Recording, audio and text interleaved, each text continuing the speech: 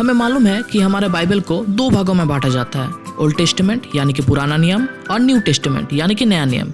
Old testament कुल 39 किताबों से बना है जिन्हें 4 कैटेगरीज में रखा जाता है, जो कि है व्यवस्था की किताबें, इतिहास की किताबें, काव्य यानी कि इनमें गाने, कविता और उपदेश है, और भविष्यवाणी की किताबें। लेकिन ये जो 4 भागों में ओल्ड टेस्टामेंट को बांटा गया है, ये पहले से ऐसा नहीं था। प्रभु यीशु मसीह और प्रेरितों के आने के काफी समय बाद मसीह पंडितों ने अध्ययन करके इन्हें इन 4 कैटेगरीज में बांटा। लेकिन अगर आप किसी यहूदी बाइबल को देखेंगे तो वहाँ पर आपको ये 4 नहीं 3 भागों में दिखेगा। हालांकि दोनों में कुल 39 किताबें हैं, लेकिन इन्हें अलग अलग क्रम में बांटा गया है। प्रोटेस्टेंट बाइबल में इन्हें जैसे कि 4 भागों में, जो कि व्यवस्था की किताबें, इतिहास की किताबें, काव्य और भविष्यवाणी की किताबें हैं, वैसे ही यहूदी बाइबल में इन्हें 3 भागों में बांटा जाता है, जो कि है टोरा, नेवियिम और केतुबिम। टोरा जेनेसिस टू ड्यूटेरोनॉमी यानी कि आदि पुस्तक से व्यवस्था विवरण, इन 5 किताबों को हम लोग व्यवस्था की किताबें कहते हैं। उसी तरह यहूदी बाइबल में इन 5 किताबों को टोरा कहा जाता है। नेवियिम यानी कि भविष्यवाणी की किताबें। नबी शब्द का अर्थ होता है भविष्यवक्ता और यम का मतलब ये बहुवचन को दर्शाता है। ये काफी कुछ इंग्लिश का एस की तरह है।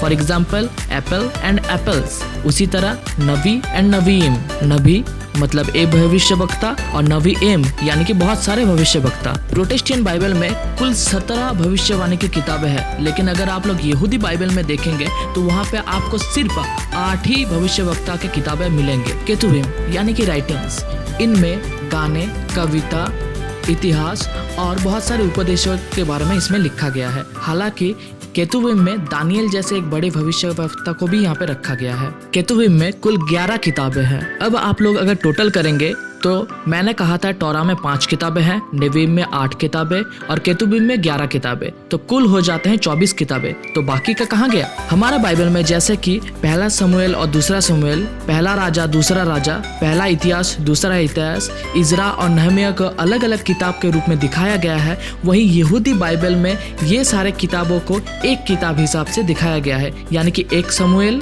एक राजा, एक इतिहास और इजरा और नहमिया को एक किताब के रूप में दिखाया गया है। और 12 छोटे भविष्यवाणी के किताबों को एक किताब मानकर वो लोग चलते थे। इसीलिए आप अगर उन 24 किताबों में 12 किताब और जोड़ देंगे और शमूएल, राजा और इतिहास के लिए एक एक किताब और जोड़ देंगे तो आप लोग आखिर में 39 यानी कि 39 किताब ही पाएंगे। हम लोग जैसे पूरा बाइबल को एक साथ लेकर घूम सकते हैं, प्राचीन यहूदी ऐसा नहीं करते थे। वे लोग टोरा, नेवियिम और केतुबिम को अलग अलग स्क्रोल में लिखते थे, और जब कभी भी इन तीनों भागों का नाम को एक साथ लेने की जरूरत पड़ती थी, यहूदी लोग इन 3 नामों को अलग अलग ना लेकर प्रत्येक भाग का पहला अक्षर को लेकर एक परिवर्ण शब्द यानी कि एक छोटा शब्द बनाते थे, जो कि होता है टोरा का टी, नेवियिम का एन और केतुबिम का के यानी कि टनाक। अब बहुत लोग पूछेंगे कि यहाँ टी और एन के बीच में ए कहाँ से आ गया, तो मैं ये बता दूं,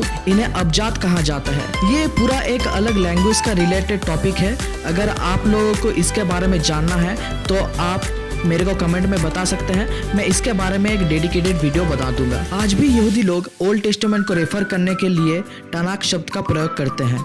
आने वाले वीडियोस में हम टनाक के 3 हिस्से यानी कि टोरा, नेवियिम और केतुबिम के बारे में डेडिकेटेड वीडियोस बनाएंगे। तो अगर आप उन वीडियोस की नोटिफिकेशन पाना चाहते हैं तो प्लीज सब्सक्राइब करके बेल आइकॉन को ऑन कर लीजिए। अगर आप इस वीडियो से कुछ भी नया सीख पाए होंगे तो प्लीज इस वीडियो को लाइक कीजिए और अपने दोस्तों, परिवार और कलीसिया के लोगों के साथ शेयर कीजिए, ताकि वो भी इन चीजों को सीख पाए और परमेश्वर की महिमा कर पाए। परमेश्वर आप सभी को आशीष दे। वीडियोस में जो भी चार्ट्स और इमेजेस का यूज किया गया है उसको पाने के लिए आप लोग डिस्क्रिप्शन में दिए गए लिंक पर क्लिक करें।